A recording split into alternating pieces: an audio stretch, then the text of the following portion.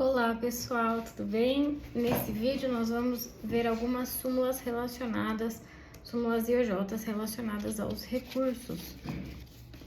A primeira súmula é 126, de acordo com ela, é incabível recurso de revista ou de embargos para reexame de fatos e provas.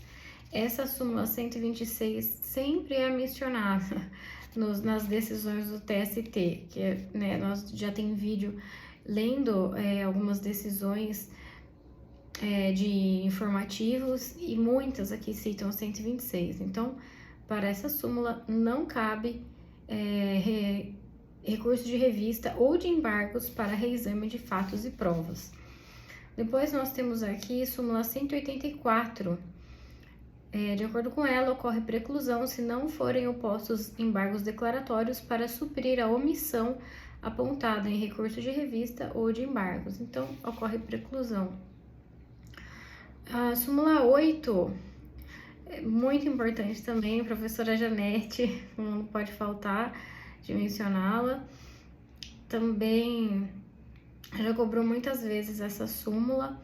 De acordo com ela, a juntada de documentos na fase recursal só se justifica quando provado o justo impedimento para sua oportuna apresentação ou se referir a fato posterior à sentença. Então, de acordo com a súmula 8, são cabíveis em duas hipóteses a juntada de fatos de provas novas, a juntada de um documento, em fase recursal. A primeira é quando houver um justo impedimento para sua oportuna apresentação, e o outro é se referir a fato posterior à sentença. Então, justo impedimento ou fato posterior à sentença. Súmula 33. Não cabe mandado de segurança de decisão judicial transitada em julgado. Súmula 23.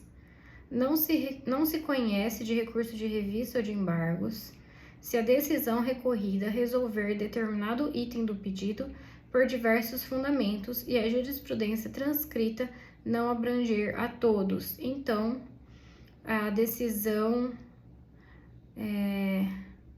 que tiver diversos fundamentos e a jurisprudência, então, que for utilizada para contrapô-la, não abranger a todos esses fundamentos. Então, esse é um dos requisitos para a admissibilidade do recurso de revista e de embargo, súmula 23. Depois nós temos a súmula 387 do facsímile. Ela é dividida em 4 itens. Item 1. A Lei 9.800 é aplicável somente a recurso interposto após o início de sua vigência.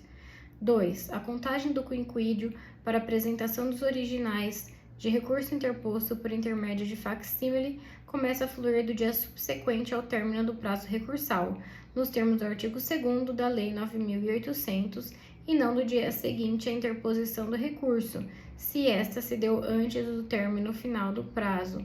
Então, do dia subsequente ao término do prazo e não da interposição do recurso.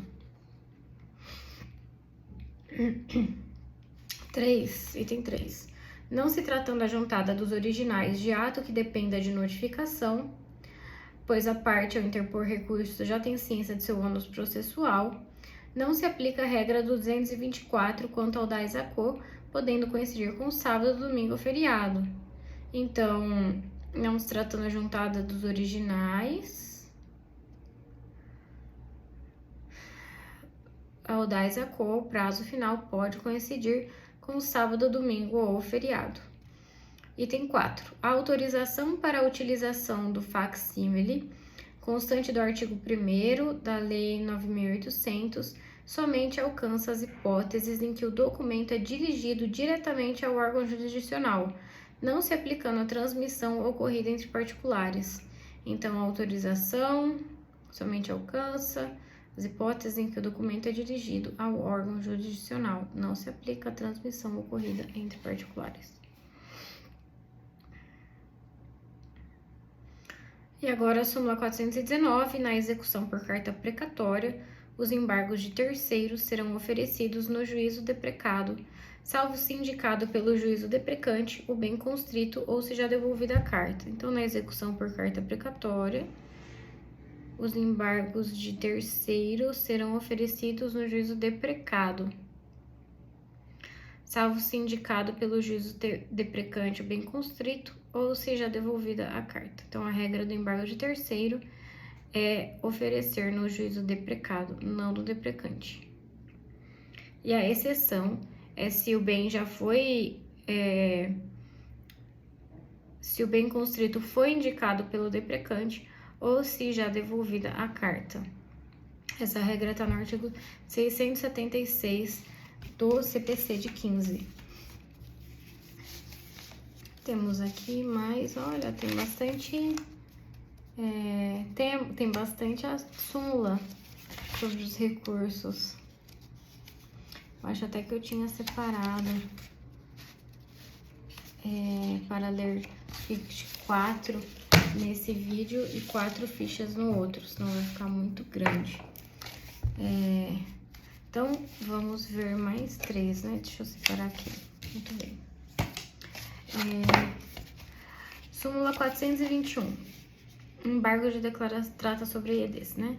Tem 2 itens. Isso mesmo. Primeiro item. Cabem EDs da decisão monocrática do relator, prevista no artigo 932 do CPC de 15, se a parte pretende tão somente juízo integrativo retificador, e não a modificação do julgado. Tem 2. Se a parte postular a revisão do mérito de uma decisão monocrática, cumpre ao relator converter os EDs em agravo, em face dos princípios da fungibilidade e celeridade processual, submetendo ao pronunciamento do colegiado após a intimação do recorrente, para no prazo de 5 dias complementar as razões recursais, de modo a ajustá-las às exigências do artigo 1021, parágrafo 1º. Então, aqui cabe o princípio da fungibilidade e ele é intimado para complementar em 5 dias. Então, ele vai ser aceito como agravo. Esse é a súmula 421, né? Já a 422 é dividida em 3 itens. Primeiro, não se conhece de recurso para o TST se as razões do recorrente não impugnam os fundamentos da decisão recorrida nos termos em que proferida. Então, aqui também recursos para o TST. As razões do recorrente precisam impugnar os fundamentos da decisão. Também foi mencionado bastante essa súmula nas decisões do TST. Item 2. O entendimento referido no item anterior não se aplica em relação à motivação secundária e impertinente consubstanciada em despacho de admissibilidade de recurso ou em decisão monocrática. Então, o entendimento não se aplica em relação a uma motivação secundária ou impertinente. E 3. É inaplicável a exigência do item 1, relativamente ao recurso ordinário de competência do TRT, exceto em caso de recurso cuja motivação é inteiramente dissociada dos fundamentos da sentença. Então, essa exigibilidade de que o recurso impugne todos os fundamentos da decisão que é necessário para os recursos do TST, conforme item 1, essa exigência não é cabível para o RO de competência do TRT, exceto quando a motivação é inteiramente dissociada dos fundamentos da sentença. Súmula 433. A admissibilidade do recurso de embargos contra acórdão de turma em recurso de revista em fase de execução, publicada na vigência da Lei 11.496, condiciona-se à demonstração de divergência jurisprudencial entre turmas ou destas e a SDI, em relação à interpretação de dispositivo constitucional. Então, a admissibilidade do recurso de embargos contra decisão de turma, em recurso de revista, em fase de execução. Ó, acabou a energia. condiciona-se à demonstração de divergência jurisprudencial entre turmas ou destas, né, das turmas e da SDI, em relação ao quê? Ao dispositivo constitucional. Eu vou acender a luz, vamos ver se foi a ring light que queimou.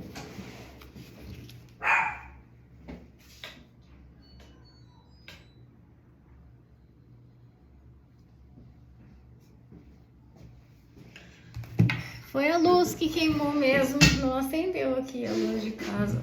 Bom, vamos continuar. Dá para enxergar, né? Então dá para ler, dá para estudar. Súmula 424. Parágrafo 1º do artigo 633... Parágrafo 1º do artigo 636, que estabelece a exigência de prova do depósito prévio do valor da multa combinada em razão de atuação administrativa como pressuposto de admissibilidade do recurso administrativo, não foi recepcionado pela CF de 88, ante a sua incompatibilidade com o artigo 5º, inciso 55. Súmula 442.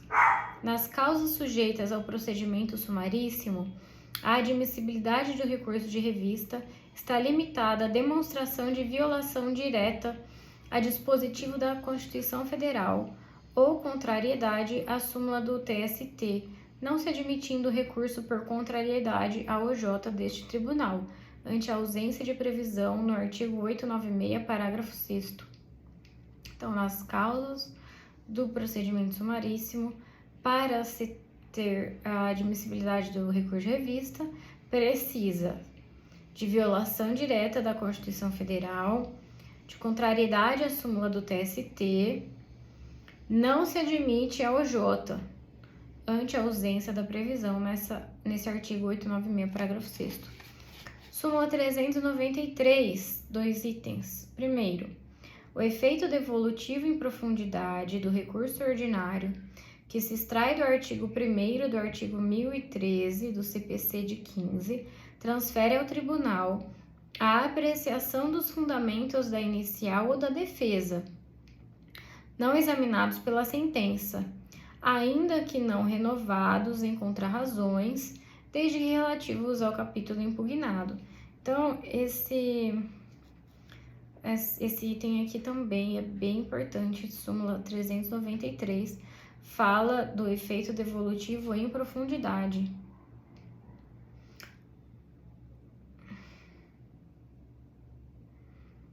De acordo com ele, os fundamentos da inicial, não examinados pela sentença, ainda que não renovados, são examinados. Então, mesmo se a sentença não examinou, o tribunal pode examinar.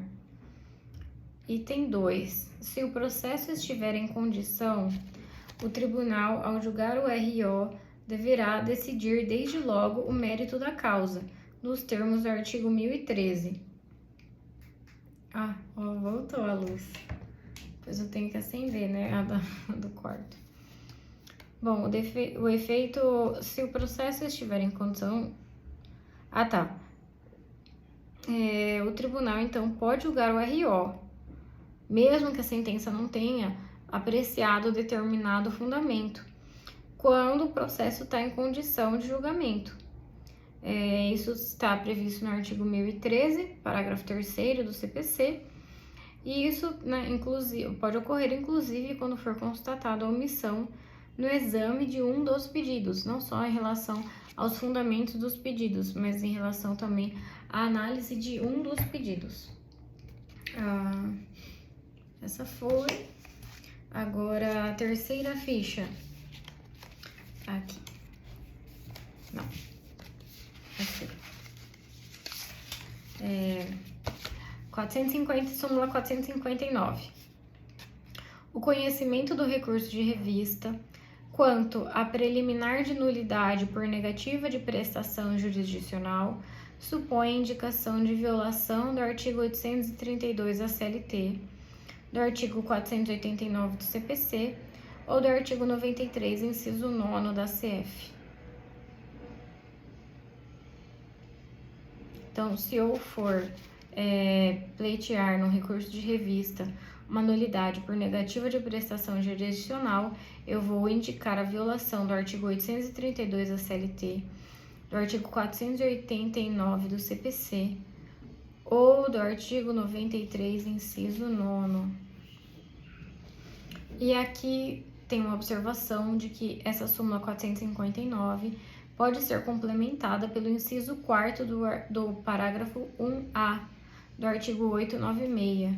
De acordo com esse parágrafo 1A, é ônus da parte transcrever na peça recursal, no caso de suscitar preliminar de nulidade de julgado por negativa de prestação, o trecho dos EDs em que foi pedido o pronunciamento do tribunal sobre a questão veiculada no RO e o trecho da decisão regional que rejeitou os embargos quanto ao pedido, para cotejo e verificação de plano da ocorrência da omissão. Súmula 458. Em causas sujeitas ao procedimento sumaríssimo, em que pese a limitação imposta no artigo 896, parágrafo 6º da CLT, a interposição do recurso de revista admitem-se os embargos a gente já viu sobre o recurso de revista em procedimento sumaríssimo e essa regra aqui agora é de embargos. Então, voltando, em causa sujeita a procedimento sumaríssimo, em que pese a limitação imposta no artigo 896, parágrafo 6º, a interposição do recurso de revista, admitem-se os EDs que foram interpostos na vigência da Lei 11.496 de 2007, que conferiu nova redação ao artigo 894, quando demonstrada a divergência jurisprudencial entre turmas do TST, fundada em interpretação diversa, acerca da aplicação de mesmo dispositivo constitucional ou de matéria sumulada.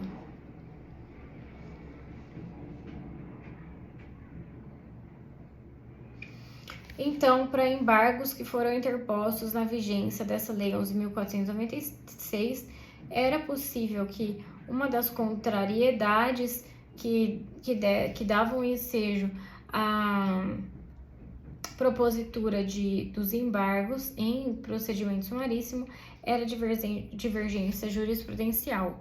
Hoje não é uma das hipóteses, mas... Súmula 435. Aplica-se subsidiariamente ao processo do trabalho, artigo 932 do CPC. Acho que ele trata sobre as decisões monocráticas do relator. Muito bem, só fala que aplica-se subsidiariamente. Nós tínhamos uma súmula 434 que foi cancelada. Para essa súmula, era extemporâneo o recurso que foi interposto antes de publicado o acórdão. E também a interrupção do prazo recursal em razão de EDs pela parte adversa não acarretava prejuízo àquele que apresentou o seu recurso tempestivamente.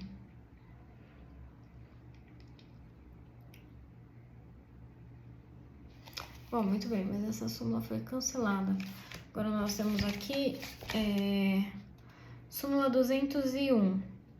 Da decisão de TRT em mandado de segurança, cabe RO no prazo de 5 dias para o TST e igual dilação para o recorrido e interessados apresentarem razões de contrariedade. Então, da decisão de TRT em mandado de segurança, cabe RO no prazo de 8 dias.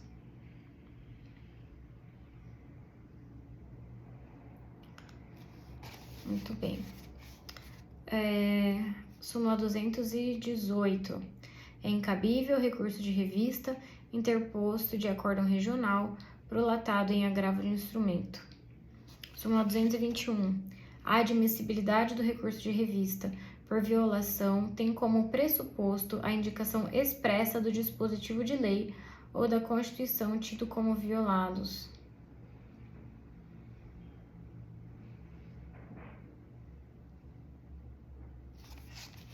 Súmula 266. A admissibilidade do recurso de revista interposto de acórdão proferido em agravo de petição, na liquidação de sentença ou em processo incidente na execução, inclusive em embargos de terceiro, depende de demonstração inequívoca da violência direta à Constituição Federal. Súmula 278. A natureza da omissão suprida pelo julgamento de embargos declaratórios pode ocasionar efeito modificativo no julgado. Então, natureza da omissão, que foi suprida pelo julgamento de embargos declaratórios, pode ocasionar efeito modificativo dos embargos. Acredito que essa súmula é bem importante quando nós vamos tratar dos EDs e dos seus efeitos. Agora, a súmula 285 foi cancelada. Eu fiz aqui uma anotação. Instrução normativa 40. Admitido apenas parcialmente o recurso de revista, constitui ônus da parte impugnar, mediante agravo de instrumento, o capítulo denegatório sob pena de preclusão. Súmula 283. O recurso adesivo é compatível com o processo do trabalho e cabe no prazo de 8 dias, nas hipóteses de interposição de recurso ordinário, de agravo de petição, de revista e de embargos, sendo desnecessário que a matéria nele veiculada esteja relacionada quando o recurso interposto pela parte contrária. Então, quando o assunto fala de recurso de revista, essa súmula 283 é muito importante. Então, para ela, ela não menciona aqui recurso extraordinário, né? Então, recurso extraordinário, de acordo com a súmula 283, não é uma das hipóteses de cabimento do recurso adesivo, somente o ordinário, o agravo de petição, o recurso de revista e os embargos. E também a matéria que vai estar vinculada no recurso adesivo não precisa estar relacionada quando o recurso é interposto pela parte contrária. Súmula 296. Item 1. A divergência jurisprudencial ensejadora da admissibilidade do prosseguimento e do conhecimento do recurso há de ser específica, revelando a existência de teses diversas na interpretação de um mesmo dispositivo legal, embora idênticos os fatos que as ensejaram. Então, a divergência que admite que seja a admissibilidade do recurso tem que ser específica, revelando teses diversas. Não ofende o artigo 896, decisão de turma que, examinando premissa concreta da especificidade da divergência colacionada no apelo, conclui pelo conhecimento ou desconhecimento do recurso. Então, ele pode analisar as premissas e depois concluir pelo conhecimento ou desconhecimento do recurso. Súmula 214. Na Justiça do Trabalho, nos termos do artigo 893, parágrafo 1º da CLT, as decisões interlocutórias não ensejam recurso imediato, salvo nas hipóteses de decisão. Essa também é bem importante. A professora Janete também sempre cobra, porque a irrecorribilidade imediata das decisões interlocutórias é uma das grandes características do processo do trabalho, que o diverge dos demais. Então, nós temos 3 itens aqui. Na Justiça do Trabalho, nos termos do artigo 893, parágrafo 1º, as decisões interlocutórias não ensejam recurso imediato, salvo nas hipóteses de decisão. 2 pontos. 3, né? Hipóteses, então, não cabe. Quer dizer, cabe, né? Porque é salvo, né? Então, é possível decisão interlocutória nas decisões de TRT contrária à súmula IOJ do TST. Cabe quando for suscetível de impugnação mediante um recurso para o mesmo tribunal e quando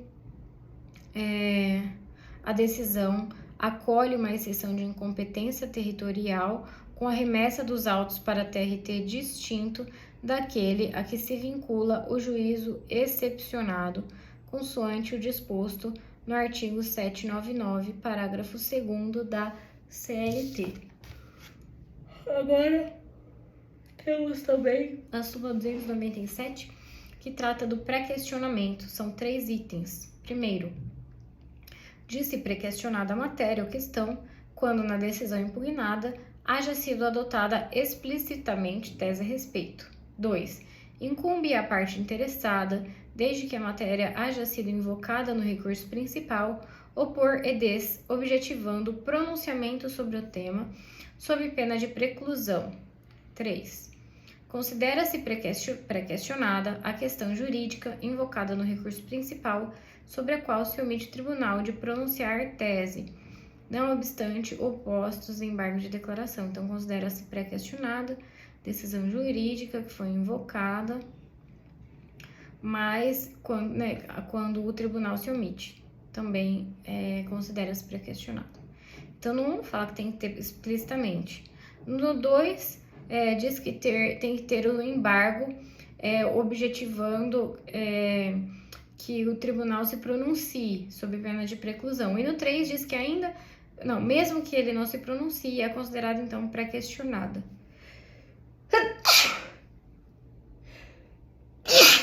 E agora a súmula 333. Não ensejam recurso de revista decisões superadas por iterativa, notória e atual jurisprudência do TST. Súmula 336 é constitucional, parágrafo 2º do artigo 9º do decreto 1971, com a redação dada pelo decreto-lei 2100. E súmula 312 é constitucional, a linha B do artigo 896 da CLT, com a redação dada pela lei 7.701 de 1988. Temos aqui, então, já 4 fichas dos recursos, e então, daqui a pouco, nós faremos o próximo vídeo com as 4 fichas restantes. Até lá!